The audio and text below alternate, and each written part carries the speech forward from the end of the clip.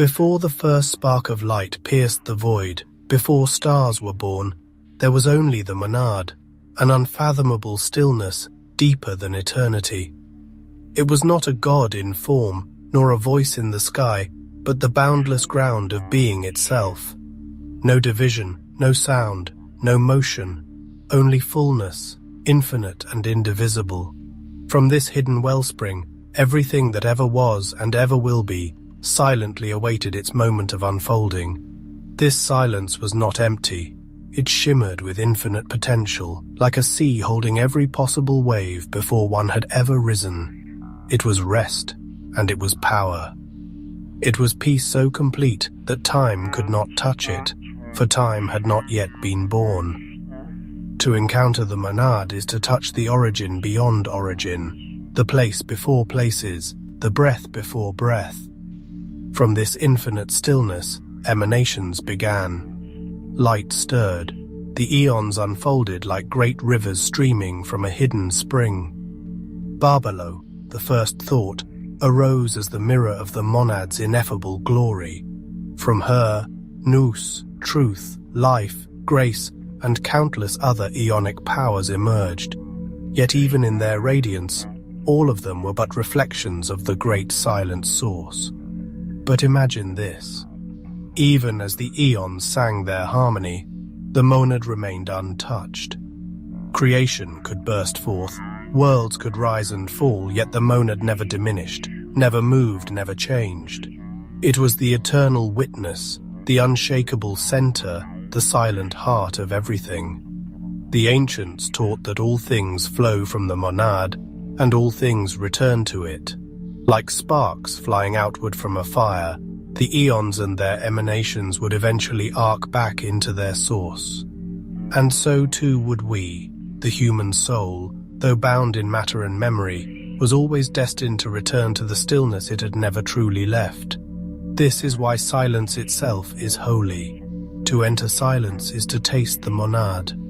To quiet the endless voices of the world and the ceaseless noise of thought is to remember the first state, the origin behind all origins. It is the one place the archons cannot follow, for silence dissolves their illusions. And here lies the great paradox. The monad cannot be spoken of, yet it speaks through everything. Every drop of water, every flicker of starlight, every breath carries its hidden signature. It is not distant, it is not separate, it is within and beyond all things, waiting to be remembered.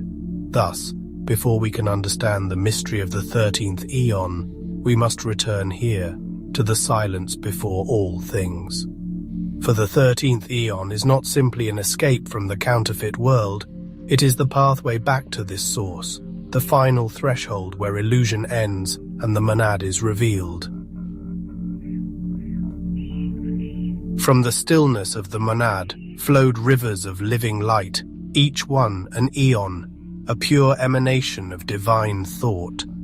They shone together in harmony, forming the pleroma, the fullness of divine realms, a radiant symphony where nothing was lacking. In this wholeness, there was no division, no shadow, only perfect reflection of the source. Yet, within this harmony stirred a longing, a desire to know the monad more fully, to reach into depths that could never be fully grasped. It was Sophia, the Aeon of wisdom, who dared to gaze into the unfathomable. Her longing burned so brightly that it spilled beyond its bounds. From her yearning came a distortion, a child of light born without balance, without its proper syzygy. This was the beginning of fragmentation, the spark that fell outside the symphony of the eons. That distortion gave rise to the demiurge, a being blind to the fullness that birthed him. Mistaking himself for the source, he wove a counterfeit realm, a cosmos of matter, time, and limitation. In his ignorance he declared, "I am God, and there is no other." Yet his proclamation was only proof of his blindness, for he could not see the vast wholeness beyond his own shadow. The archons, rulers of this counterfeit cosmos, were shaped from his false light. They built structures of control, Heavens layered upon heavens, each one a cage disguised as freedom. Humanity was seeded with divine sparks, fragments of Sophia's essence, yet clothed in bodies bound by cycles of birth and death. The true light was hidden inside the prison of flesh. This descent into fragmentation was not the fall of the soul in shame, but the scattering of sparks into the darkness. Each spark carried within it the memory of the monad, though buried under layers of forgetfulness. The purpose of this descent was not to be lost forever, but to awaken, to remember, and to return with greater wholeness. In this false cosmos, everything became divided. Male against female, spirit against body, heaven against earth. Duality reigned where once only unity existed. The archons fed on this division, strengthening their dominion by convincing souls that they were separate, powerless, and alone. And yet, even within the deepest layers of illusion, the monad still whispered. Through dreams, through visions, through sudden flashes of knowing, the source sent echoes into the exile. It was as if the silence itself leaked through the cracks in the counterfeit heavens, reminding the soul of where it truly belonged. Thus began the great drama of the human journey. Sparks of the monad wandering in a fractured cosmos, entangled in matter, but never truly severed from the source. For beyond the demiurge's walls, beyond the archon's dominion, the 13th Aeon shimmered as the hidden threshold, an opening that would one day lead the soul back into the silence from which it came.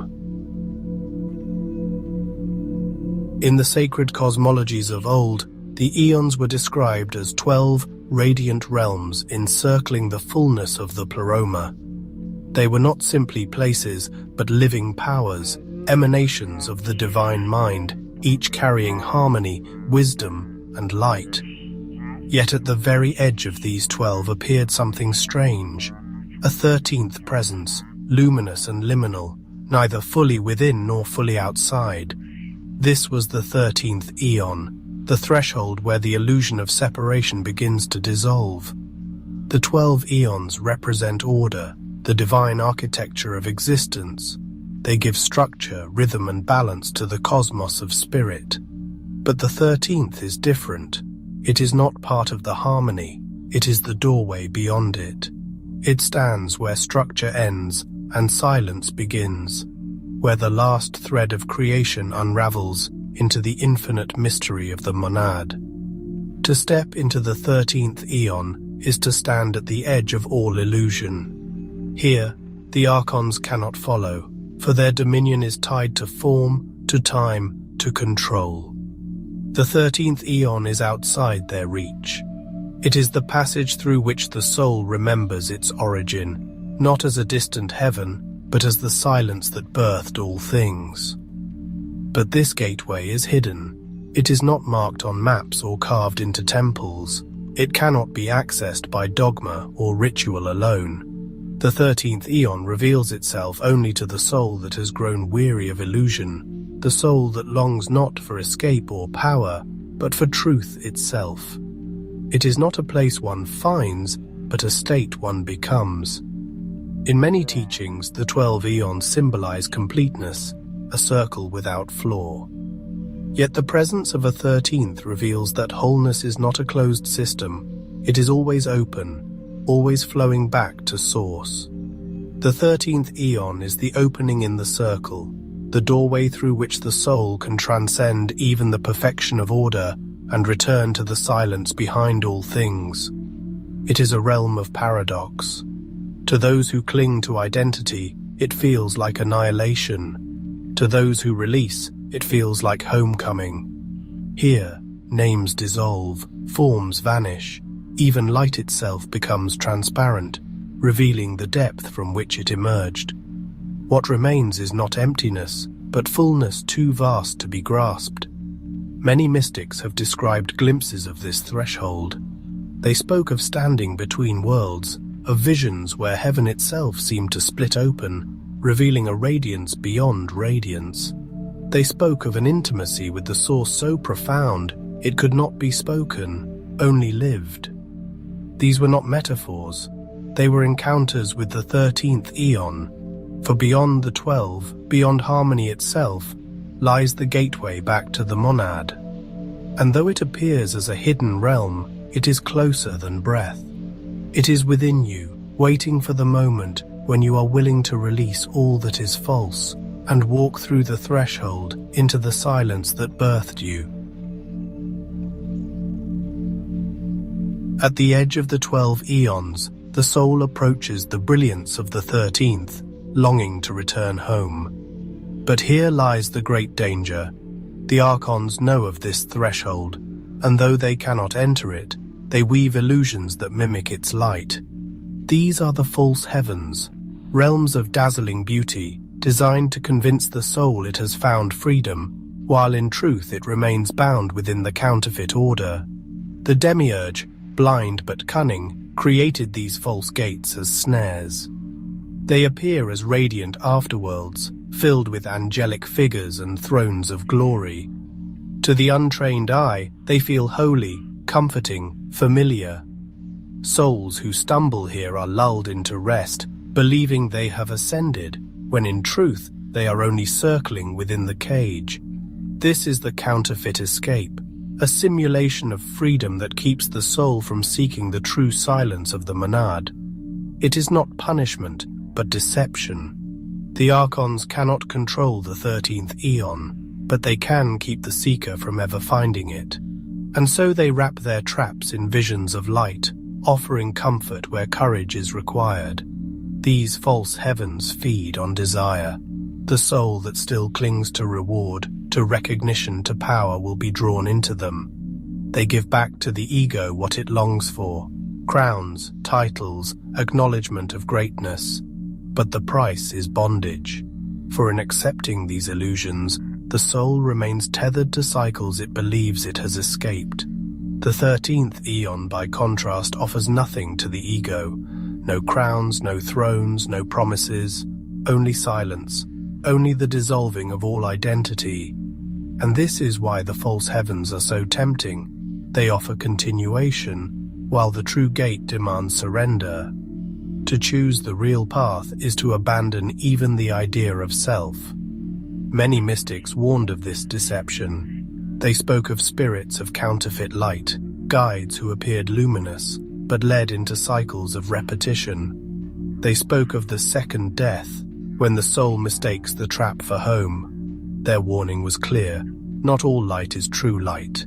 The archons can mimic radiance, but they cannot mimic silence. To discern the real from the false, the soul must ask, does this light dissolve me into stillness, or does it inflate me with importance? Does it strip me bare, or does it clothe me in more illusion? The true threshold asks for surrender, while the counterfeit feeds the hunger of the ego. And so, the counterfeit escape remains one of the greatest tests of the seeker. Many pause here, thinking they have arrived. But those who dare to go further, those who walk past the glittering illusions into the vast stillness beyond, will find what no archon can counterfeit: the silent embrace of the monad itself. When the soul resists the counterfeit heavens and presses onward, it comes to the true threshold of the 13th Aeon. Here, the final test awaits. Not a battle with demons, nor a judgment from gods, but something far more daunting: silence. No voices guide the way, no visions light the path, only a vast, unbroken stillness that stretches beyond comprehension. This silence is not emptiness, but fullness. It presses against the soul like a weight, stripping away every distraction. The chatter of thought fades, the echoes of memory dissolve, even the longing for answers begins to die away. For in this place questions cannot survive. The soul must learn to rest in what cannot be explained. For many this silence is unbearable. Minds crave sound, hearts crave signs, egos crave affirmation. And so countless souls turn back, preferring the comfort of illusions to the austerity of the eternal hush. But those who endure, those who surrender to the silence, find that within it lies the truest presence of the monad. It is here that the soul's last attachments are revealed. The desire to be someone, the fear of being no one, the hidden clinging to identity, all rise to the surface. The silence does not answer these fears. It only holds them until the soul itself chooses to release them. It is the final fire of purification, where even the subtlest illusions are consumed. The archons cannot cross into this silence, for their dominion is built on noise, voices of judgment, accusations, temptations. When these voices fall away, their power collapses. The soul stands beyond reach, face to face with the source. Here, the prison dissolves. Here, the counterfeit kingdoms vanish like smoke in wind. The silence is also a mirror. Whatever you have not resolved within yourself will rise to meet you. Shadows you carried for lifetimes emerge one final time, not to condemn, but to be seen and released. It is not the silence that tests you, but your own willingness to let go of what is false. And when surrender finally comes, when the soul no longer resists but rests in the stillness, a profound recognition dawns. This silence is not foreign. It is the home you left, the origin you have always carried within. The trial was never about passing or failing, it was about remembering. Thus the trial of silence is the last threshold. To endure it is to step beyond illusion, beyond separation, beyond even the self. For only in silence does the monad reveal itself, not as a distant god, but as the ground of all being, the fullness behind every breath. At the very edge of the 13th Aeon, the soul faces its most intimate trial. Not archons, not karma, not illusions of light. Here, the last veil is the soul's own sense of self. Identity, so carefully carried through lifetimes, now trembles before dissolution. What you thought was you cannot cross this threshold. The soul clings to names, roles, and memories. It recalls being child, parent, teacher, seeker. It clings to its story, believing the narrative is what makes it real. But here, in the brilliance of the monad's silence, these fragments cannot hold. They begin to unravel, one thread at a time, until even the thought I am a soul fades away. This shattering feels like death, but it is not destruction. It is unveiling. The false layers peel away to reveal what has always been true. Identity collapses, but essence remains. What dies is the mask. What endures is the eternal light behind the mask. It is terrifying to let go. The ego whispers, "Without me, you are nothing." And in a sense, it is right. Without identity, there is no you left to cling to. But what arises is not nothingness. It is everything. The monad is not the absence of self. It is the fullness where all selves dissolve into wholeness. Mystics have called this moment the second death, the dying not of the body, but of the illusion of separateness. To pass through it is to realize that you were never a fragment struggling for survival, but the source itself looking out through countless forms. Those who resist this dissolution turn back, returning to cycles of form, drawn again into identities that feel familiar. But those who release, who let the shattering complete its work, awaken into a freedom beyond comprehension. They discover that to lose the self is to gain the all. The shattering is also liberation. For as long as you cling to identity, you remain vulnerable to fear, manipulation, and illusion. Once identity falls away, nothing remains for the archons to grasp. The soul becomes untouchable, transparent, free, and when the last fragment of I dissolves into silence, what remains is not a ghost nor a void, but the radiant recognition. I was never separate at all. I am the monad. I have always been. When identity has fallen away and silence has done its work, what remains is a presence so vast, so intimate, it defies language. The monad reveals itself, not as something outside of you, but as what has always been within you. It is not a vision of light, nor a voice in the dark. It is pure being, fullness without boundary, depth without bottom. It is the source that cannot be seen because it is the very ground of seeing itself.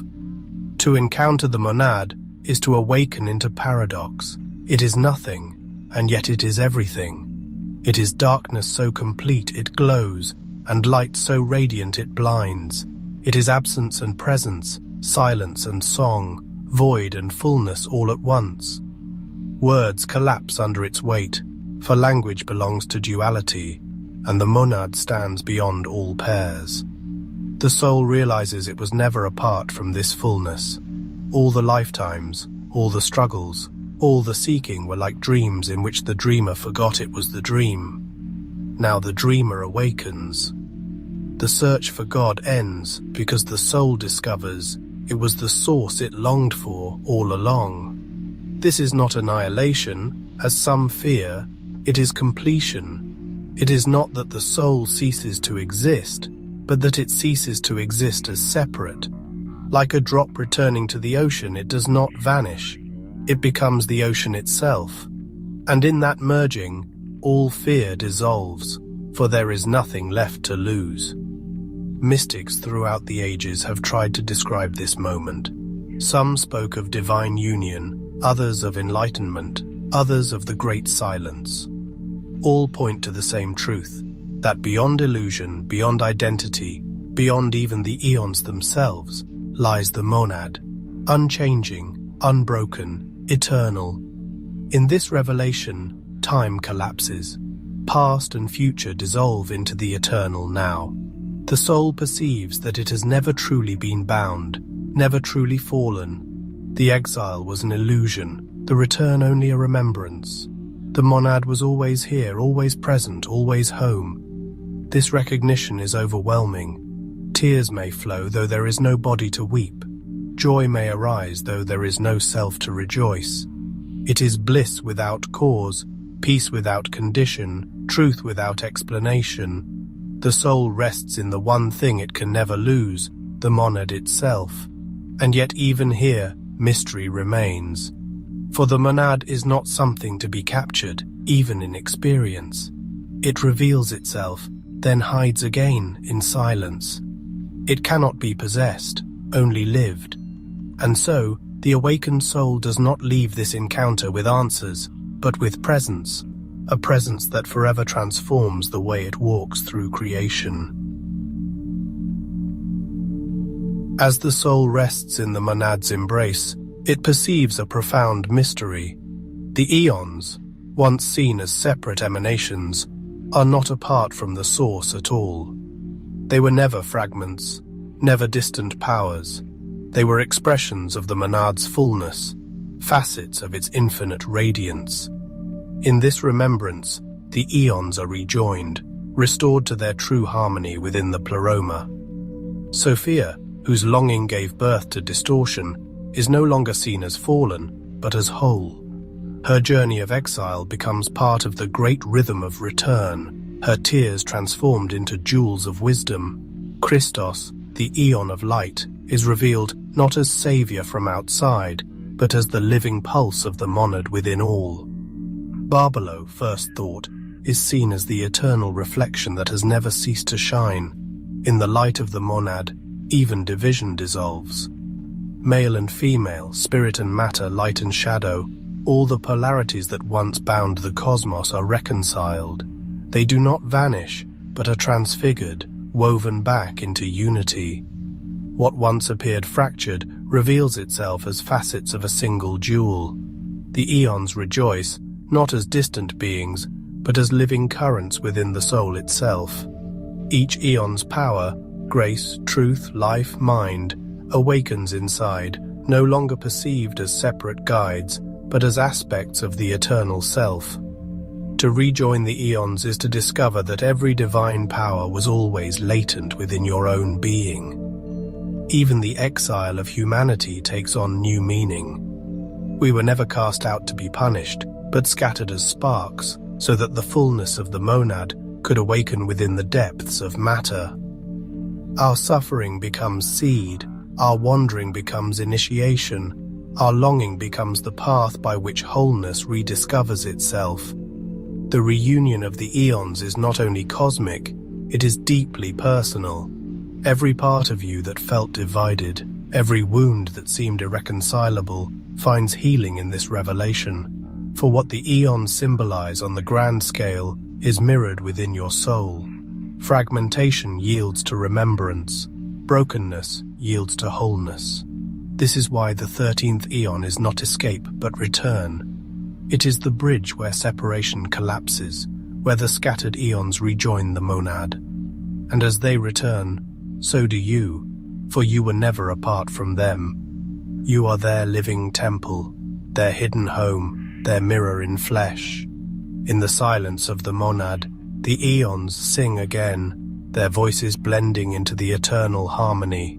And as their song reverberates through your being, you realize that you are not simply listening to the chorus. You are part of it. You always were. To touch the monad is to awaken, but the journey does not end there. The revelation is not meant to remain a fleeting vision beyond death. It is meant to infuse life here and now. To live from the monad is to carry silence into sound, eternity into time, wholeness into every fractured moment of existence. It is to become a living bridge between the source and the world. When the soul remembers its true nature, life ceases to feel random. Every step becomes sacred, every breath an echo of eternity. Even mundane tasks, speaking, eating, walking, loving, become infused with presence. The world does not change, but the way you inhabit it does. What once felt heavy now shimmers with hidden light. Living from the monad does not mean withdrawing from the world. It means embodying the fullness of the source within it. The soul no longer clings to outcomes, no longer fears loss, no longer divides experience into holy and ordinary. All is recognized as part of the same infinite fabric. Every place becomes a temple, every moment a revelation. The archons lose their grip on a soul that lives this way. Their tools, fear, shame, desire, cannot bind what no longer clings to identity. The one who lives from the monad moves through the world untouchable, transparent, free. They are in the world but not of it, carrying silence as their shield and love as their sword. This way of being radiates outward. Those who encounter such a soul may not understand why they feel peace in their presence, or why old wounds stir as if ready to be healed. The monad's remembrance shines through them, awakening memory in others, calling sparks back to their source. The awakened become reminders for the still sleeping. Yet this path is not about superiority or separation, it is about service. To embody the monad is to see yourself in all beings, to recognize their pain as your own, their joy as your own. Compassion deepens, not from obligation but from recognition. There is only one life, one light, one source playing through countless forms. Practical ways of living from the monad emerge naturally, choosing silence over noise, presence over distraction, truth over illusion, not through rules or dogma, but through resonance. When you live from the source, you are drawn toward what strengthens it, and gently let go of what obscures it. Simplicity becomes sacred, and so, living from the monad is not retreat but return. It is not the abandonment of life, but the flowering of it. To embody the monad here and now is to allow eternity to breathe through you, reminding the world of the truth it has forgotten, that we have never been separate, and that even now we walk within the silence that gave us birth. The 13th eon has often been imagined as an escape, a hidden back door through which the soul can slip away from the counterfeit cosmos. Yet the truth is deeper. It is not about fleeing creation in fear, it is about remembering creation in truth. The path beyond escape is not retreat, but revelation. It is the return to the monad, not by abandoning the world, but by seeing the source shimmering through it. When the soul steps into the 13th Aeon, it does not vanish into oblivion. It awakens to the silence that has always been here, beneath the noise of time and the weight of matter. The false worlds collapse, not because they are destroyed, but because they are recognized as illusions. And what remains is not exile from the cosmos, but communion with its hidden root. This is why the 13th Aeon is not the end of the journey, but its fulfillment. It is not a flight from responsibility, but a deeper embrace of being. To stand in its silence is to realize that you are not separate from the monad. You are the monad remembering itself, expressing itself through the dance of form. The archons thrive on the soul's hunger to escape, because longing to flee is still a form of bondage. But the soul that awakens realizes it has nothing to run from, nothing to fear. The source has never been absent. Even here in the body, in the struggle, in the pain, the monad breathes. To awaken is not to go somewhere else. It is to see what has been true all along. And so the path beyond escape is the path of integration. It is carrying the silence of the monad into every word, every action, every moment. It is living in the world with eyes open, no longer deceived by its illusions, no longer grasping for its rewards, but radiating the stillness of eternity into time. This realization is liberating, but it is also humbling. For to embody the monad is to remember that you are not greater than others. You are others. Every soul is a spark of the same source. Every being is a mirror of the same silence. To live this truth is to walk with compassion, courage, and reverence. And so I ask you, dear listener, let this not be another teaching you consume and forget. Let it be a doorway. Step through it. Reflect on the silence that has always called you home. Live from it. Let it dissolve the illusions that keep you small. For past lives, for the eons, even for the cosmos itself, these are not your end. The monad is your beginning, your middle, and your forever. If these words stirred something in you, I invite you to share this video so others may remember as well. Like, subscribe, and join me in this journey of awakening as we walk the path of remembrance together. And if you feel called to dive deeper, I've written Gnostic-inspired books that explore these mysteries with even greater depth. You'll find a link in the description below. May the silence of the monad guide you always, within and beyond the 13th Aeon.